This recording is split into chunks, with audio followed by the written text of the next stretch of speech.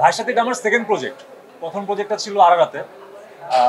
ওই স্বাভাবিকভাবে আমি প্রথমত অবস্থায় খুব ভয় পেয়েছিলাম, কিন্তু ভাই আমাকে ওই কমফোর্টেবল জোনটা দিয়েছে, এমনকি ভাইয়ের যে ফুল টিম সাথে মেহজাবিন আপু আমাকে সেই কমফোর্টেবল এনভায়রনমেন্টটা ক্রিয়েট করে দিয়েছে বিধায় আমি সেটা ভালো করেছি।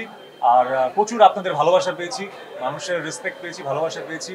তো সেই খাতিরেই টানা একটা বছর পর আমরা নীল সুখ নিয়ে আসলাম।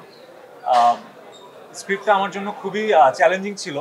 আমি ভাইকে বলেছিলাম যে ভাই কেমন কি করব। তো ভাই সেই জিনিসটা নিয়ে আমাকে প্রিপারেশন নিয়েছে, আমার গাইডলাইন কিভাবে করতে হবে, সাথে আবার মেজাবিন আপু। সো একটা এনভায়রনমেন্ট ক্রিয়েট হয়েছিল খুবই ফ্রেন্ডলি। সো খুবই এনজয় করেছি কাজটা। আর বাকিটা তো আপনাদের দোয়া ভালোবাসা। ডেফিনেটলি নতুনদের চান্স পাওয়া উচিত। আমি তো নতুন, ডেফিনেটলি ভাই আমাকে চান্স দিয়েছে।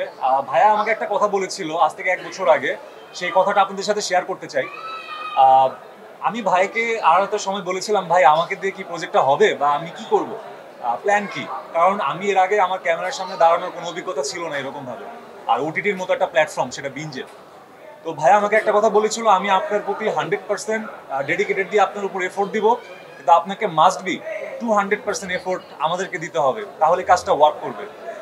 আর কাজটা কেমন ওয়ার্ক করেছে সেটা তো আপনারা জানেন, অলরেডি আপনারা দেখেছেন। আরারাতের ব্যাপারটা তো দর্শকরা খুব পছন্দ করেছে। আর এবার যেটা গতানুগতিক ধারা থেকে, গল্প থেকে বের হয়ে ভিকি ভাই তো ডেফিনেটলি টুইস্ট দেওয়ার জনক। লাস্টে তো অনেক টুইস্ট আছে।